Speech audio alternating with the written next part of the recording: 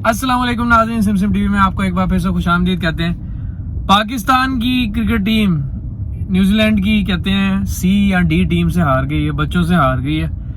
लेकिन सवाल यहाँ ये पैदा होता है कि क्या पाकिस्तान की अप्रोच, बाबर आजम की अप्रोच और माइंडसेट जब ये दोबारा कप्तानी में वापस आए हैं अपने सेकंड टर्म में, तो क्या वो चेंज हुई है? उसका शॉर्ट टर्म में अगर आंसर देखें तो उसका जवाब है कि नहीं, क्योंकि बाबर आजम ने जो पोस्ट मैच कॉन्फ्रेंस में ये बात की थी कि हम शायद बैटिंग की वजह से हारे हैं और 10 रन शॉर्ट थे।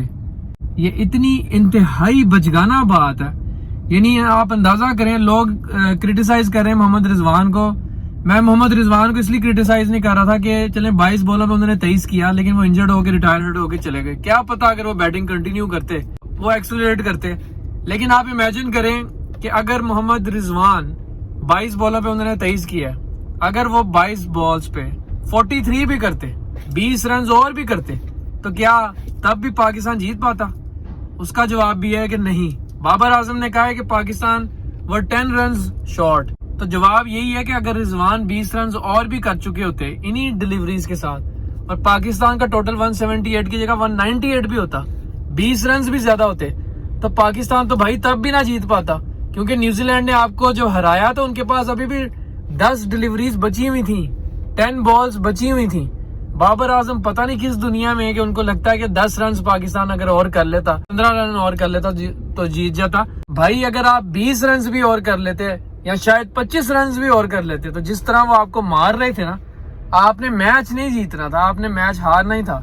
सबकी तोपों का रुख बेसिकली तो इस वक्त मोहम्मद रिजवान और बाबर आजम पे हुआ है कि जब उन्होंने बैटिंग की मिडिल में, और पावर प्ले के बाद जब मिडिल में बैटिंग करना पाकिस्तान का इस वक्त यही सबसे बड़ा चैलेंज है। इन दोनों ने बैटिंग की 7 ओवर्स के लिए, 42 बॉल्स के लिए, और 42 बॉल्स में इन दोनों ने 54 रन स्कोर किए, जो कि बिल्कुल एक्सेप्टेबल नहीं है।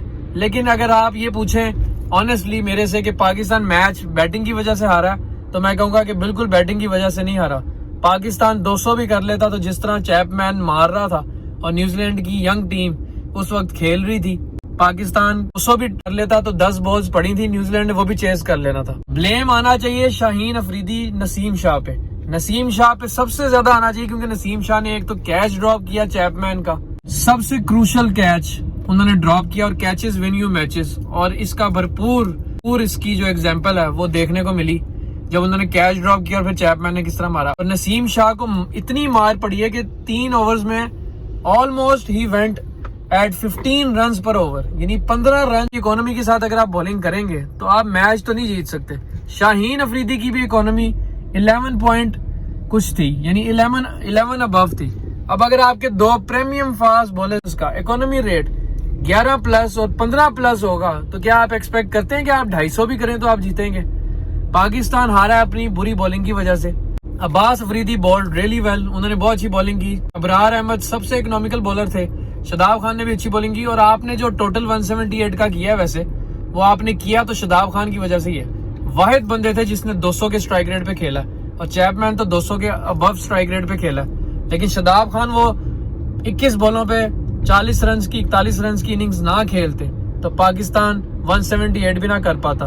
इरफान नियाजी अच्छे बैट्समैन लग रहे हैं, लेकिन अभी वो उतना तेज नहीं खेल रहे जितना T20 के मुताबिक उनको खेलना चाहिए।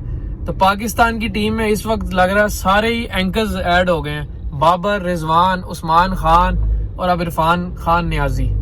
तो सवाल यहाँ ये है कि क्या पाकिस्तान उस अप्रोच से बैटिंग करेगा जिससे उनको करनी चाहिए? लेकिन मैच पाकिस्तान जहां हारा है वो पाकिस्तान की बुरी फील्डिंग और बुरी बॉलिंग थी।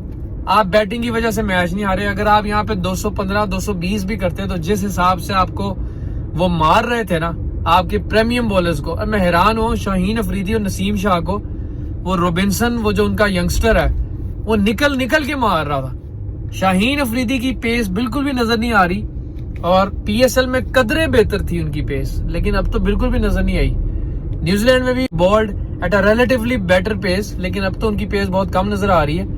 और नसीम शाह इंजरी से वापस आए हैं, लेकिन PSL उन्होंने खेला है, PSL में उनकी पेस बेहतर थी, लेकिन नसीम शाह की भी पेस लग रहा है कि डाउन हो गई है। दोनों बॉलर्स 140 से, मोस्ट ऑफ द बॉल्स 140 से नीचे बॉलिंग करते रहे, और हम सोच रहे थे कि शायद 145, 150 वाले बॉलर्स हमें मिले हैं, तो हमारा फायदा होगा, लेकिन उनकी पेस 140 से भी नीचे जा चुकी है। तो पाकिस्तान जहां मैच हारा है, मेरे हिसाब से पाकिस्तान बॉलिंग की वजह से मैच हारा है, बैटिंग की वजह से नहीं हारा। और बाबर आजम अगर अपना यही माइंडसेट रख के कंटिन्यू करेंगे तो उनका second term as captain of Pakistan cricket team वो भी वैसा ही जाएगा जैसा पहला किया था। और अगर हमने अभी भी अपना यही माइंडसेट रखना है, लेम एक्सक्यूजेस देने हैं कि जी हम 10 रन शॉर्ट थे, हालांकि 10 डिलीवरीज पड़ी हुई थी, आप कितना भी कर लेते, 20 रन और भी कर लेते, 25 रन और कर लेते, 30 रन और कर लेते, तो भाई उन्होंने उन 10 बॉल्स पे वो सारे रन कर लेने थे। बाबर आजम को अपना माइंडसेट तब्दील करना पड़ेगा और इन लेम एक्सक्यूजेस से बाहर आना पड़ेगा। उम्मीद करते हैं कि पाकिस्तान अभी तो रोटेशन पॉलिसी के मुताबिक मेन प्लेयर्स को खिला भी नहीं रहा और रोटेट कर रहा है अपने स्क्वाड को, अपने प्लेयर्स को, लेकिन पाकिस्तान उम्मीद करते हैं कि जब इंपॉर्टेंट मैचेस आएंगे तो वहां पे ये गलतियां नहीं करेगा, क्योंकि ये तो चले बच्चे हैं जिन्होंने आपको हरा दिया, अब ये एक्सपेरिमेंट चल रहा है। लेकिन अगर आपने वर्ल्ड कप या क्रूशियल मैचेस में ये चीजें की तो इसके आपको बहुत संगीन नताइज भुगतना पड़ेंगे। उम्मीद करते हैं कि पाकिस्तान और Babar Azam will learn from their mistakes. Best of luck to Pakistan. फिर मिलेंगे एक नई वीडियो में नाजरीन, अपना ख्याल रखें। सिमसिम टीवी से अल्लाह हाफिज।